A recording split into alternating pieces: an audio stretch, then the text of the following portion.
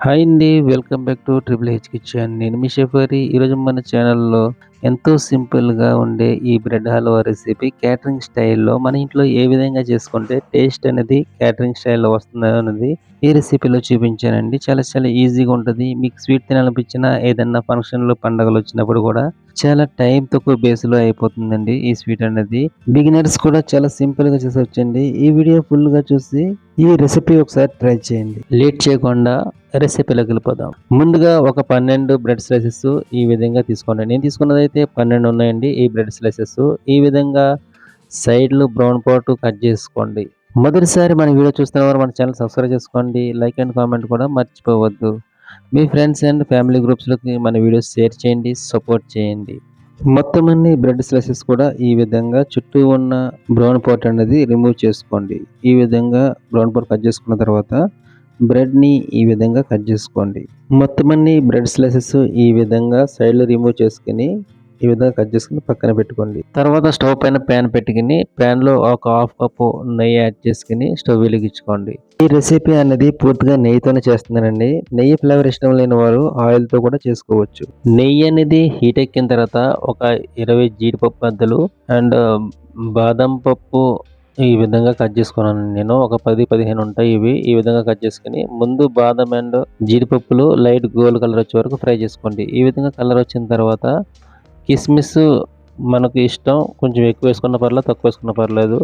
పిస్తా అనేది ఆప్షనల్ అండి.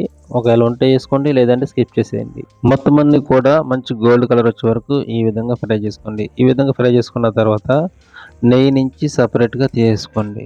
తర్వాత స్టవ్ పైన అదే ప్యాన్ పెట్టుకుని ఇప్పుడు మనం ఫ్రై చేసుకున్న నెయ్యి ఉంది కదండి, అదే నెయ్యిని యాడ్ చేసుకోండి. నెయ్యి కొంచెం హీట్ ఎక్కిన తర్వాత బ్రెడ్ స్లైసెస్ అనేవి ఈ విధంగా ఒకదాని తర్వాత ఒకటి ఈ విధంగా సైడ్గా వేసుకోండి. మొత్తం అన్ని కలిపి వేయకండి. ఈ విధంగా నెయ్యిలో ఫ్రై చేసుకోండి. రెండు సైడ్లు కూడా మంచి గోల్డ్ కలర్ వచ్చే వరకు మీడియం టు లో ఫ్లేమ్లోనే ఫ్రై చేసుకోండి. మంట పెంచకండి, ఎందుకంటే మాడిపోతుంది. మంట పెంచి మీరు ఫ్రై చేస్తే కనుక బ్రెడ్ అనేది మాడిపోయి హల్వా అనేది బ్లాక్ వచ్చేస్తుంది. కాబట్టి బ్రెడ్ ఫ్రై చేసినప్పుడు కొంచెం జాగ్రత్త తీసుకుని స్లోగా ఫ్రై చేసుకోండి. మొత్తం బ్రెడ్ కూడా ఇదే విధంగా మంచి గోల్డ్ కలర్ వచ్చే వరకు ఫ్రై చేసుకోండి. మనం ఫ్రై చేసుకున్న బ్రెడ్ చల్లగా అయిన తర్వాత ఇంచితే ఈ విధంగా క్రిస్పీగా టక్కమని రస్క్ వచ్చినట్టు రావాలండి సౌండ్. ఆ టైప్లో ఫ్రై చేసుకోండి.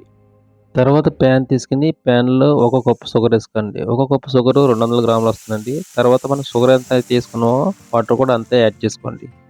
వాటర్ యాడ్ చేసుకున్న తర్వాత నేను లైట్‌గా కుంకుమ పువ్వు యాడ్ చేశానండి. మీకు ఇష్టమైతే యాడ్ చేసుకోండి. కుంకుమ పువ్వు వల్ల మంచి ఫ్లేవర్ వస్తుంది. కలర్ కూడా బాగుంటుంది. మీ దగ్గర అవైలబుల్ ఉంటే వేసుకోండి. తర్వాత 4-5 నిమిషాల వరకు మీడియం టు లో ఫ్లేమ్‌లో బాయిల్ చేసుకోండి. లైట్‌గా సాల్ట్ కూడా యాడ్ చేసుకొని స్లోగా బాయిల్ చేసుకోండి. పాకం ఏమి అవసరం లేదు. లైట్‌గా బాయిల్ అవ్వనివ్వండి ఈ విధంగా.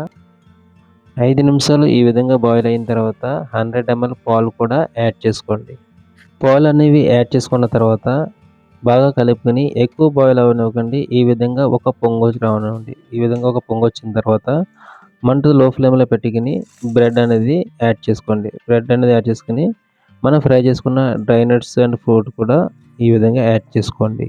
యాడ్ చేసుకొని మొత్తం బ్రెడ్ కూడా ఈ విధంగా సర్దుకోండి.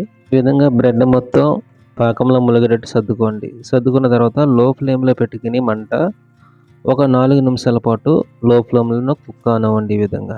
4 నిమిషాల తర్వాత నేనైతే 2 టేబుల్ స్పూన్ల పిస్తా పొడి యాడ్ చేశానండి. మనకి పచ్చి కోవా అవైలబుల్ ఉంటే గనక ఒక 50 గ్రాములు గానీ, 100 గ్రాములు గానీ పచ్చి కోవా కూడా మీరు యాడ్ చేసుకోవచ్చు. చాలా చాలా బాగుంటుంది. హార్లిక్స్ కూడా యాడ్ చేసుకోవచ్చు మీకు ఇష్టమైతే.